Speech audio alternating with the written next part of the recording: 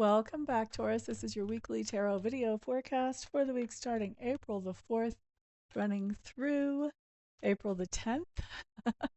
You would think I would have that memorized. Anyway, we are pulling one card for each day to take a peek at the highlights or the themes coming up during the week. And of course, while I'm shuffling, I just want to remind everybody this is a general video, meaning most of this will probably apply to most of you, but not all of it will probably apply to every single one of you.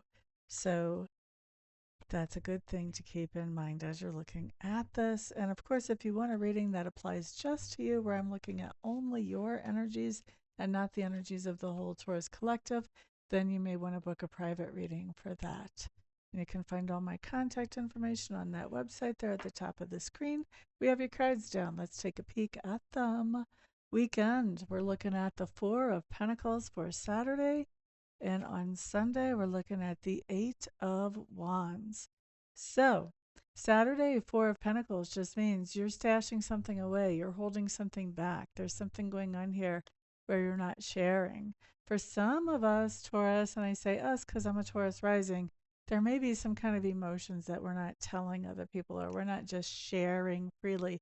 We're not wearing our hearts on our sleeves. That's what I feel like is going on for most of us Saturday.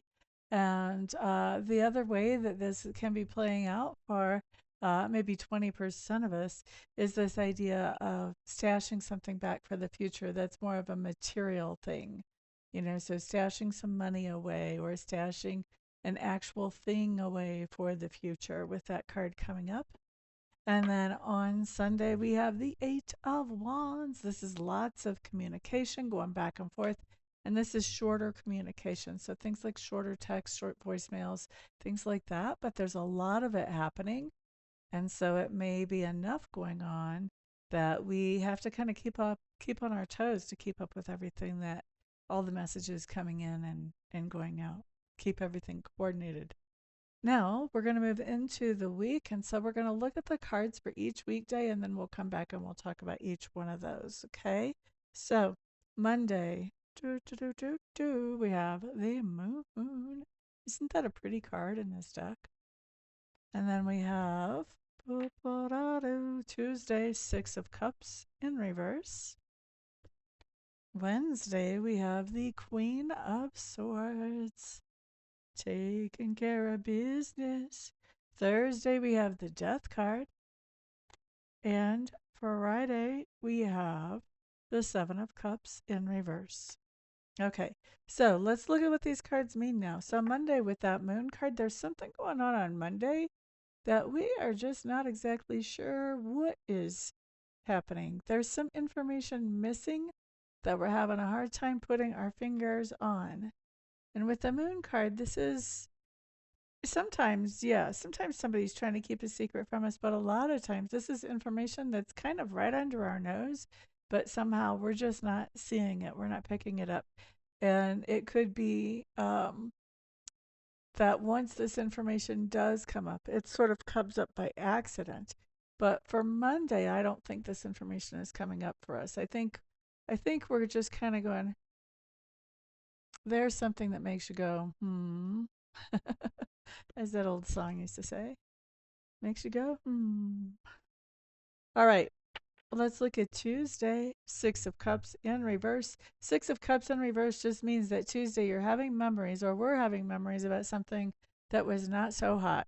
Like, we don't want to go back to whatever this is that we're remembering, whether it was a time, a place, whatever. We're glad that we are no longer a part of it, glad that it's in the past. Okay.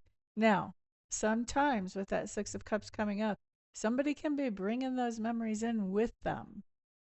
So this could be somebody showing up that is from your past, and maybe a past when times were not so easy, or were not easy. And so you may or may not really want to spend any time with this person, depending, did they cause the bad memories?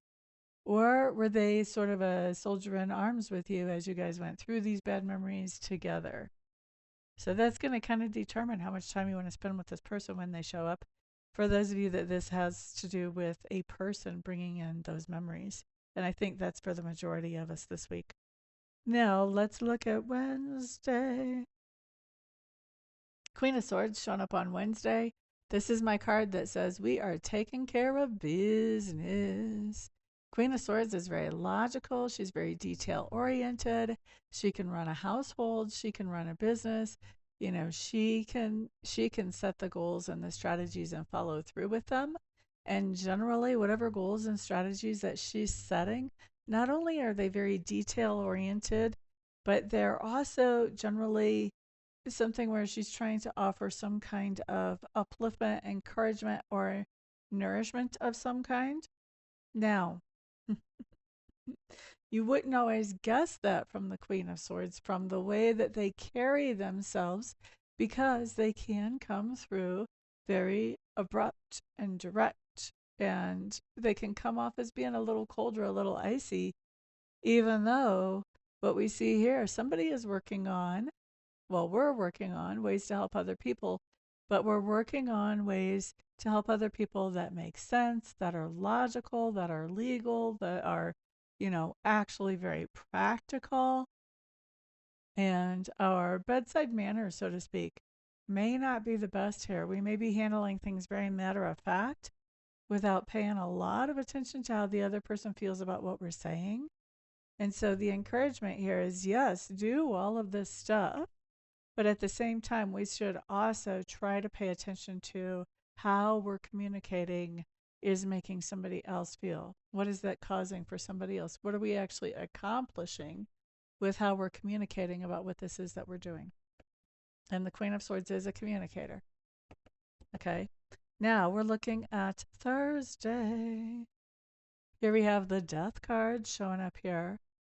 If you're into the signs that are associated with the major arcana, this would be Scorpio's sign.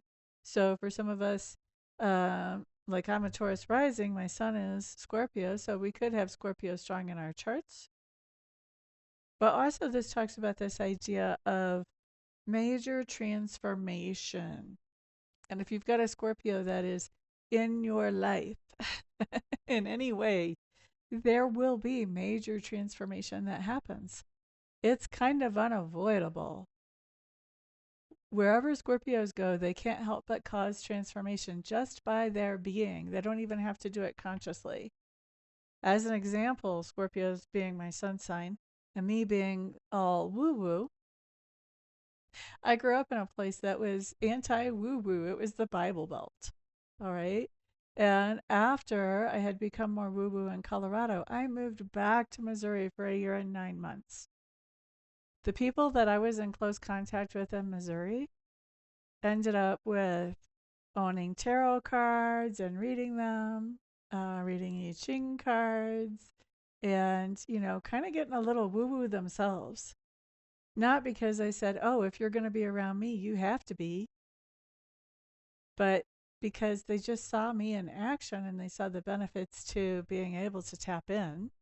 And so then they wanted to learn how to do that.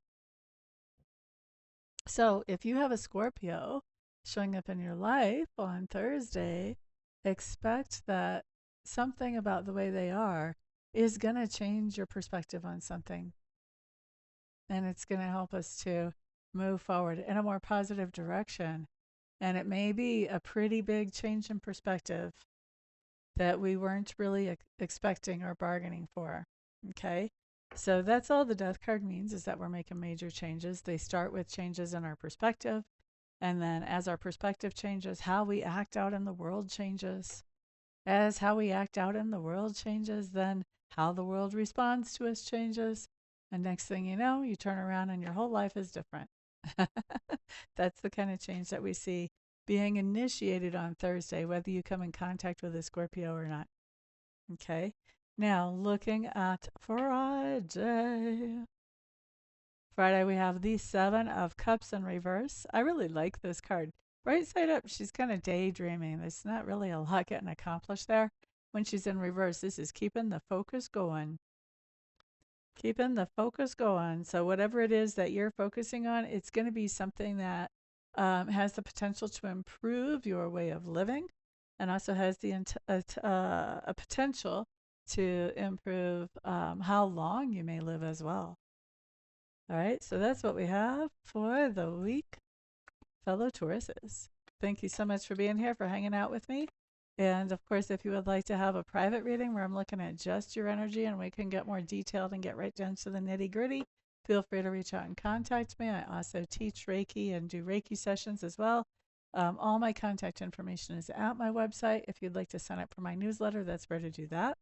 And if I don't see you here for a reading, Reiki session, or for some mentoring between now and then, I will see you back on the next video. Peace out.